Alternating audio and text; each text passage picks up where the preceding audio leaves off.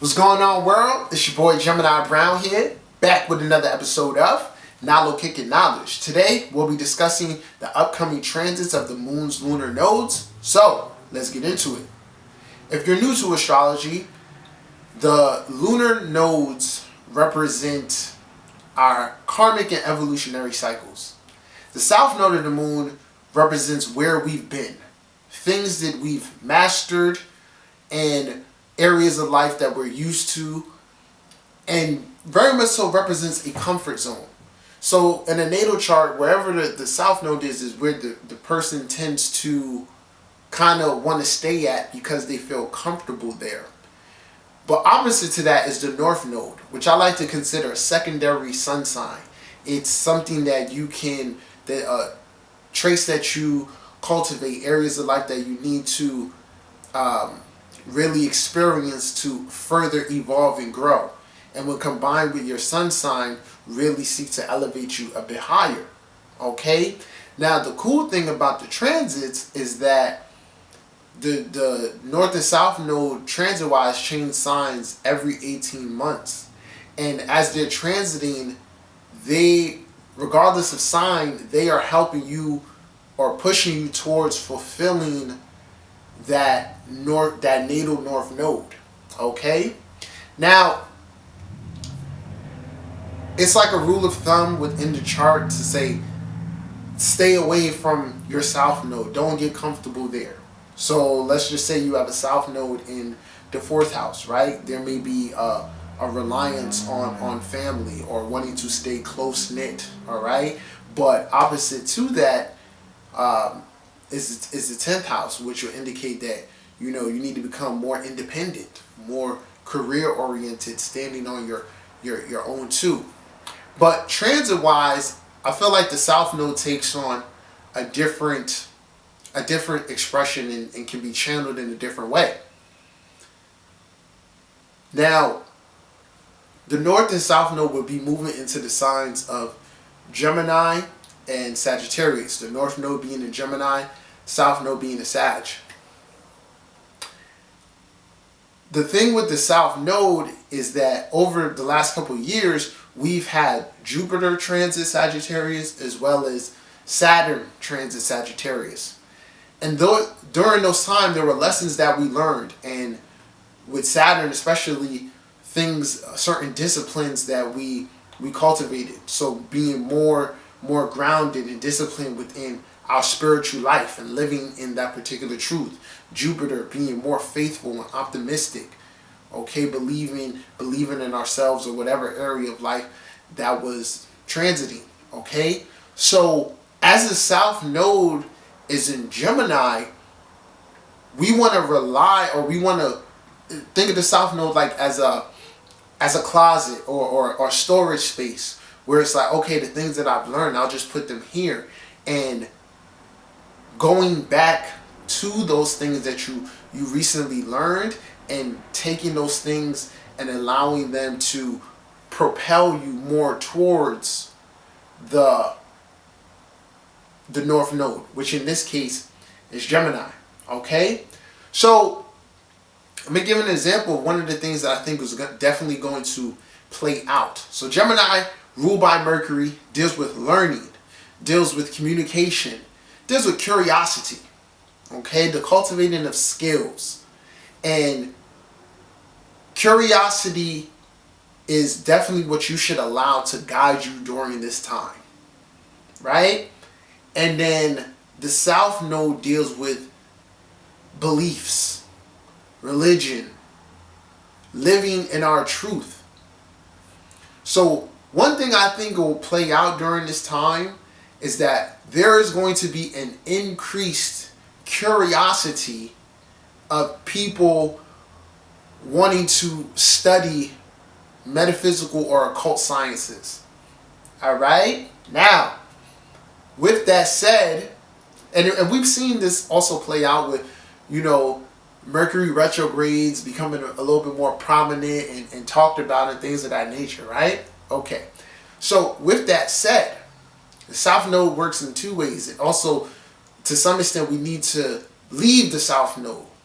So there are old beliefs at this time in which we need to let go of. So there are going to be people who viewed life in, very this monotheistic way, Christian based way, coming off the age of Pisces and all of that, right? That are going to, their truth is going to be altered. They're going to be curious. They represent that Gemini. Now, you, the person who's been developing your spirituality over this time, you're going to serve as the agent or the teacher, the guide for those souls who are opening up their minds. Okay? So I hope that makes sense in terms of what I was saying, where the South Node is something you can go back and rely on or pull out things that you've learned. So all that time you spent practicing, you are now going to serve as that Sagittarian expert, that guru, that teacher for those who are expanding their views. Okay? And at the same time, those people who are now learning something new are going to be letting go of old beliefs. All right? So, let me know if that makes sense. Now, you as that person can also take this as a rule of thumb to remain open-minded, to seek to continuously expand and grow. All right?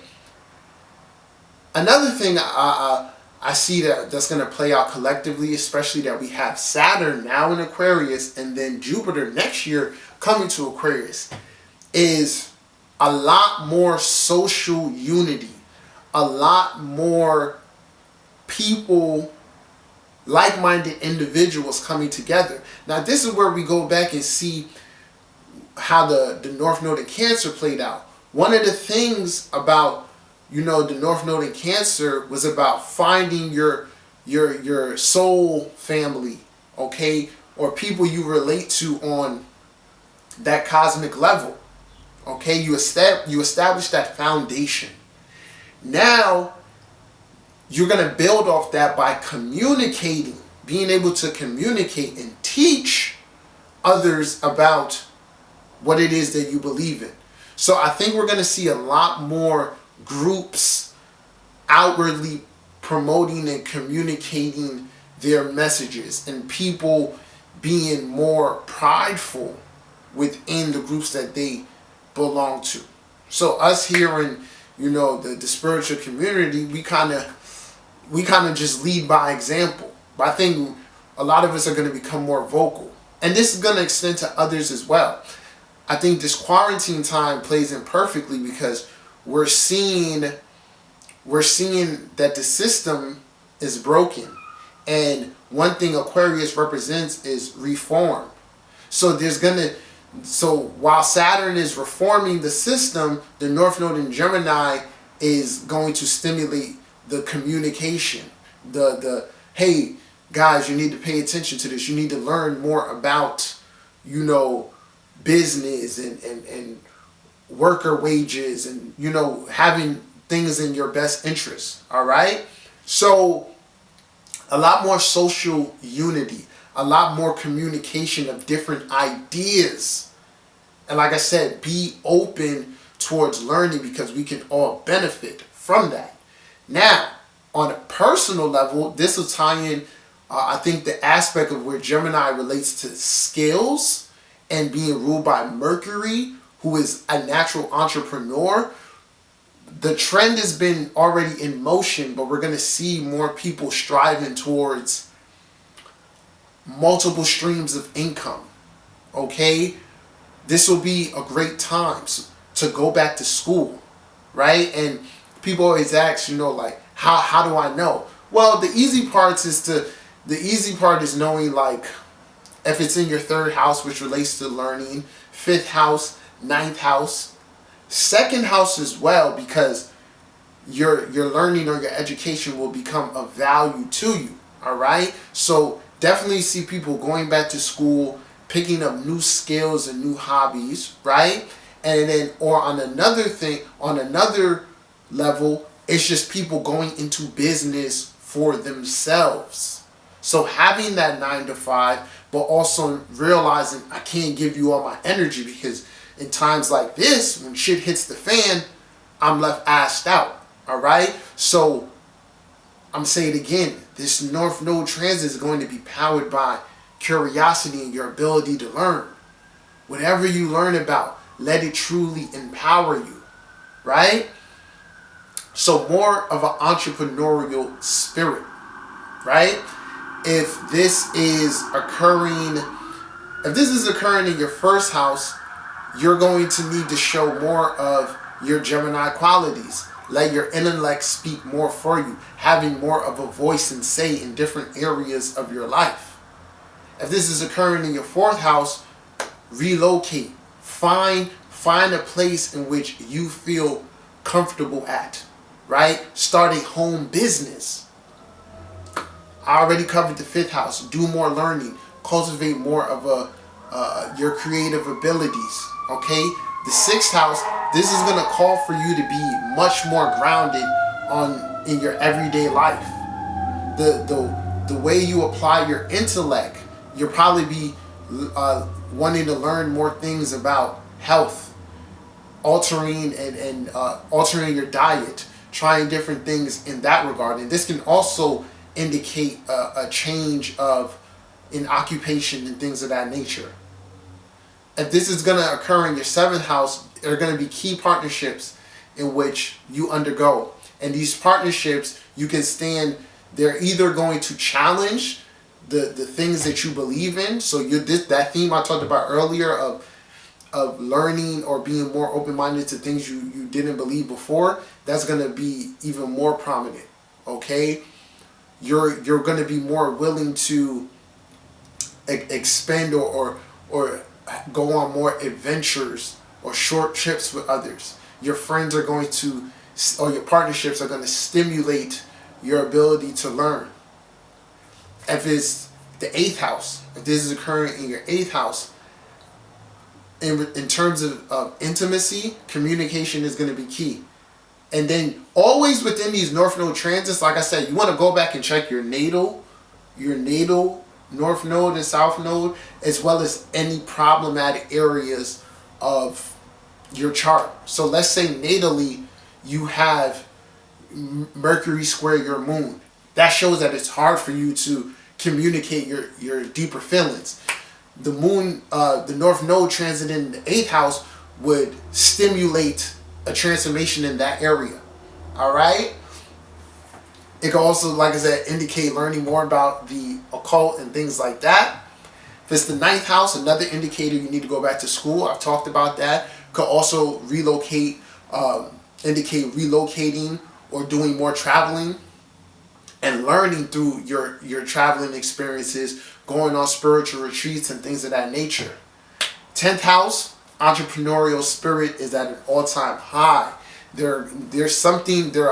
All the ideas that you gather, you need to seek to materialize those things.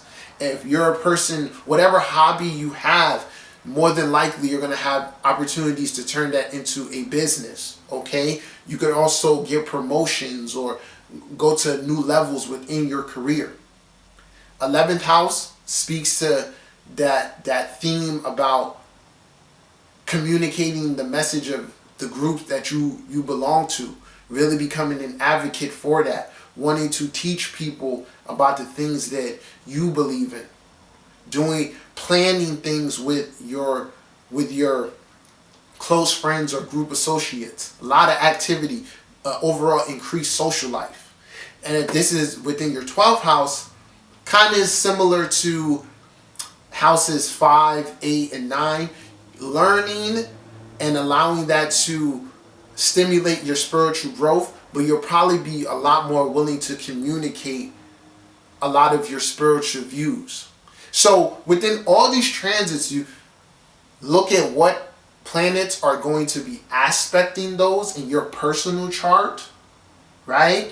And then also look towards the transits that are happening in real time.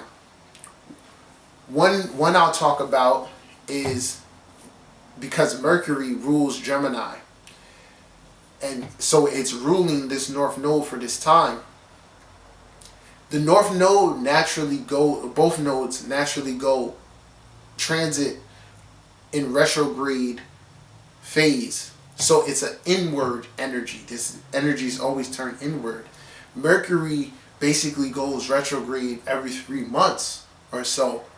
So the times in which Mercury is retrograde, I think is going to give a lot of different effects than it normally does. We're going to be feeling a lot more in tune with that house in which the North Node is transiting, and things are going to be even more highlighted at that time. So seek to combine. So I think next time Mercury goes retrograde will be in Cancer.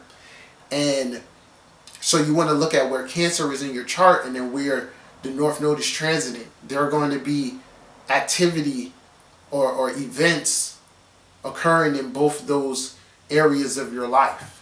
But overall, rather than feeling foggy, you might feel more focused on retrograde periods, more easily able to tap into that Mercurian energy and things of that nature. So I think that's going to be a really interesting thing to see play out for sure. And then right now with Jupiter in the South Node, we got it going through Capricorn right now, and we're literally seeing the reformation of government and people in positions of authority. Okay, then Mercury is gonna be, watch for Mercury when it's in favorable positions to aspecting this North Node. All right, so like when it gets into Leo or it gets into Libra, these are going to be times where you can really take advantage of things occurring in that house. So like if that North Node is transiting your 4th house and you really have aspirations of relocating, it's going to be easier to do that during those times. Okay, so overall, it's going to be a fun transit. I think it's going to be magical, honestly, for a lot of people. And we're really going to take that plunge into what we call the age of Aquarius. It's about to get very Aquarian, very social out here, very innovative and intellectual. So be prepared to communicate your truth, learn some things, and expand your horizons, all right? So feel free to comment. Let me know what you think of the video. If you haven't subscribed to my channel, you can do so now. If you need a reading, holla at me. Till next time, peace.